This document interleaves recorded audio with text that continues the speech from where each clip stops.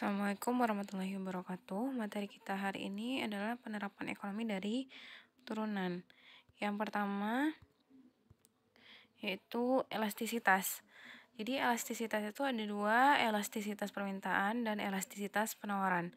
Elastisitas permintaan, koefisien yang menjelaskan besarnya perubahan jumlah barang yang diminta akibat adanya perubahan harga. Sedangkan elastisitas penawaran itu koefisien yang menjelaskan besarnya perubahan jumlah barang yang ditawarkan karena adanya perubahan harga. Nah, kita masuk yang pertama dulu, elastisitas permintaan. Elastisitas permintaan ini lambangnya, nah seperti yang di kotak ini ya, ini bacaannya mu, mu D. Karena permintaan itu kan demand, jadi mu D lambangnya. Rumusnya adalah DQD per DP dikali P per QD. Ini ya rumusnya. Nah, DQD per DP itu maksudnya turunan dari QD terhadap P, turunan dari fungsi permintaan dikali P. P itu adalah harga. QD fungsi permintaan. Nah, itu dia rumus elastisitas permintaan. Nah, jadi dalam elastisitas permintaan ini barang dikatakan elastis jika yang pertama itu adalah jika mutlak mu D besar dari 1. Dia elastis artinya barangnya. Yang kedua, kalau mu D elastisitas permintaannya sama dengan 1, artinya barang dikatakan bersifat uniter. Terakhir, kalau misalnya mu D-nya kecil dari 1, artinya barangnya inelastis. Nah, contoh ya. Fungsi permintaan akan suatu barang ditunjukkan oleh persamaan QD sama dengan 25 dikurang 3P kuadrat. Tentukan elastisitas permintaannya pada tingkat harga P5. Nah, jadi ini diketahui P-nya 5. Nah, QD kita adalah 25 kurang 3P kuadrat. Nah, kita tinggal masukkan ke rumus. DQD per DP itu kan artinya turunan dari QD. Artinya Q aksen D. Itu sama saja ya. Q aksen D. Jadi Q aksen D sama saja dengan DQD per DP. Jadi kita turunkan QD dulu. Turunkan. Turunan dari 25 adalah 0. Turunan dari min 3P kuadrat adalah min 6P. Jadi dapat turunan dari fungsi permintaan kita adalah min 6P. Tinggal masukkan ke rumus tadi, mu D ini. Mu D kan DQD per DP kali P per QD. DQD per DP itu turunannya tadi ya, yang kita dapat min 6P. Masukkan min 6P dikali P per QD. QD kita apa? QD kita 25 kurang 3P kuadrat. Masukkan itu. Sekarang kan P-nya udah diketahui.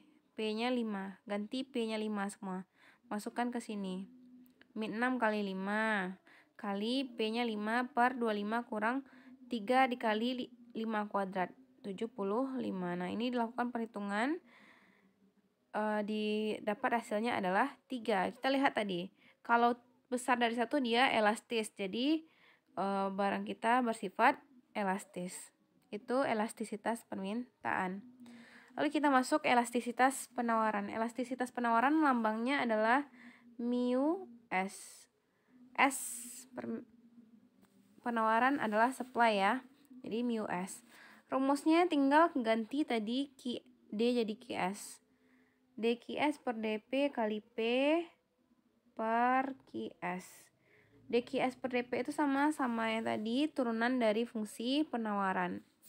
P adalah harga, QS adalah fungsi penawaran. Nah, kalau di elastisitas penawaran, kalau dia besar dari 1, elastisitas penawarannya berarti dia elastik uniter. Kalau dia sama dengan 1 berarti dia elastis. Kecil dari 1 berarti dia inelastis.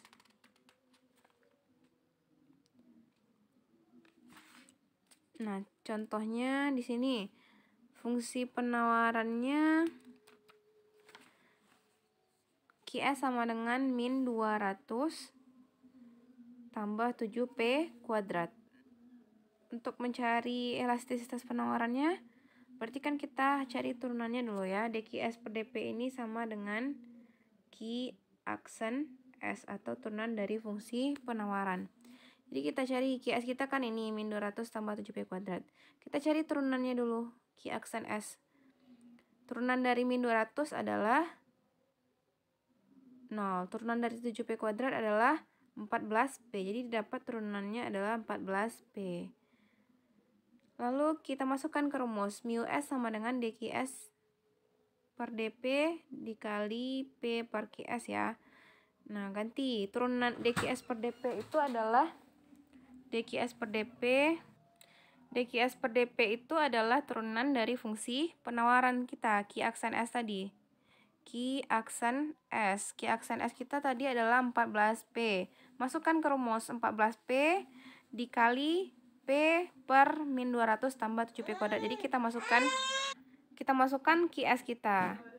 Nah, tadi katanya pada tingkat harga P sama dengan 10 dan P sama dengan 15 ya. Berarti kita cari satu-satu. Saat P-nya 10 dulu. Saat P-nya 10, berarti P kita ganti 10. 14 kali 10 ya P-nya. Dikali 10 per min 200 tambah 700. Dapat hasilnya 2,8. Lalu saat P-nya 15, berarti kita ganti yang ini P-nya 15. Kalau P-nya 15 dapat 2,3.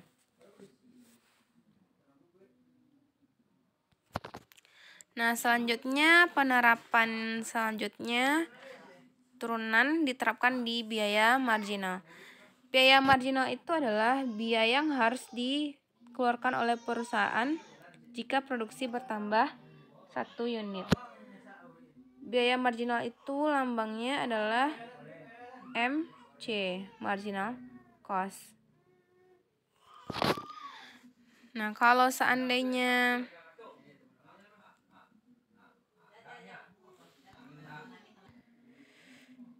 jadi biaya marginal itu bisa didapatkan dari TC aksen atau C aksen. C aksen biaya total sama dengan TC.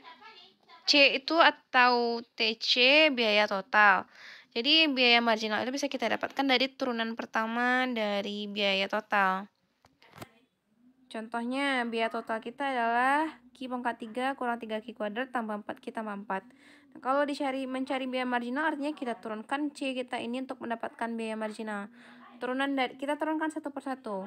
Q pangkat 3 turunannya adalah 3Q kuadrat. Min 3Q kuadrat turunannya adalah min 6Q. 4Q turunannya adalah 4. 4 turunannya adalah 0. Jadi ini dia biaya marginal kita. Selanjutnya penerapannya di penerimaan marginal. Penerimaan marginal lambangnya adalah MR, marginal revenue. Maksudnya apa? Penerimaan marginal itu adalah penerimaan tambahan yang diperoleh karena bertambahnya 1 unit produk yang diproduksi atau terjual. Biaya marginal ini kita dapatkan dari turunan pertama dari R. R adalah revenue ya, penerimaan. Jadi turunan pertama dari penerimaan total kita dapatkan penerimaan marginal. Contohnya, misalnya fungsi permintaan satu barang P sama dengan 16 kurang 2Q kuadrat. Nah, sebelumnya kan kita udah tahu R penerimaan total itu kita dapat dari P kali Q. P kali Q. Jadi P kita kali Q semuanya dapat penerimaan total kita adalah 16Q kurang 2Q kuadrat. Untuk mencari penerimaan marginal dari R aksen turunan pertama dari penerimaan total. Jadi kita turunkan tadi yang 16Q kurang 2Q kuadrat ini kita turunkan. Turunan dari 16Q adalah 16. Turunan dari 2Q kuadrat adalah 4Q. Jadi MR kita adalah 16 dikurang 4Q. Gitu ya. Nah, selanjutnya kita masuk lagi analisis keuntungan maksimum. Jadi keuntungan itu didapat di saat penerimaan kita lebih besar daripada biaya yang kita keluarkan. V ya, lambang keuntungan itu adalah V. Nah, ini dia keuntungan. V itu R kurang C. Ini dia. Jadi keuntungan itu optimum, V optimum artinya keuntungan optimum jika V aksen sama dengan 0. V aksen sama dengan 0.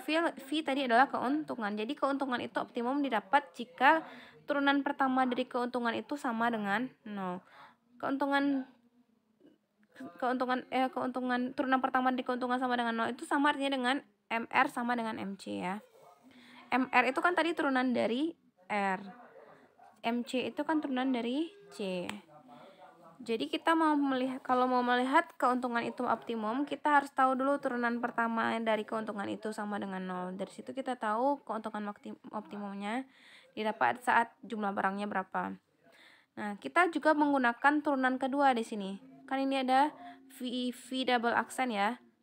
Ada V double aksen kecil dari 0, V double aksen besar dari 0. Double aksen itu turunan kedua. Kalau turunan kedua dari keuntungan ini kecil dari 0, maka keuntungan kita keuntungan maksimum. Nah, kalau seandainya keuntungan kita turunan kedua dari keuntungan ini besar dari 0, maka kita akan mendapatkan kerugian maksimum. Ini contohnya ya.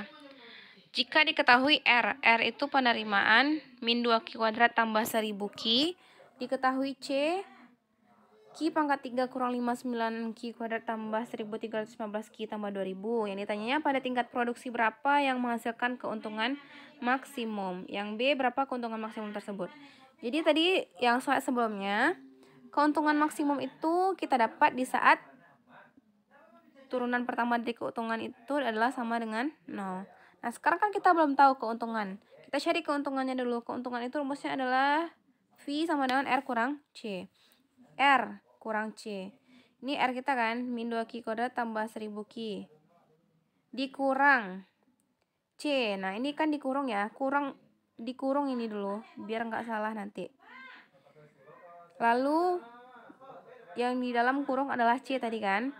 Lalu buka kurungnya. Artinya kurang ini milik semuanya. Kita kalikan kurang yang sebelum kurung ini ke semua yang di dalam kurung. Jadinya V min 2Q kuadrat tambah 1000Q kurang Q pangkat 3 tambah 59Q kuadrat kurang 1315Q kurang 2000. Nah, lalu yang sejenis kita jumlahkan. Q pangkat 3 paling besar, paling tinggi pangkatnya bawa ke depan. Min Q pangkat 3. Lalu yang pangkat 2 ada 2, min 2Q kuadrat dan 59Q kuadrat. Min 2 tambah 59 adalah 57. Terus yang Q, 1000Q kurang 1315Q.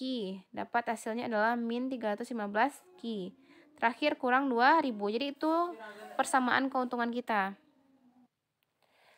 Agar keuntungan maksimum, V aksen turunan pertama dari keuntungan harus sama dengan 0. Jadi V aksen itu kan turunan pertama dari keuntungan.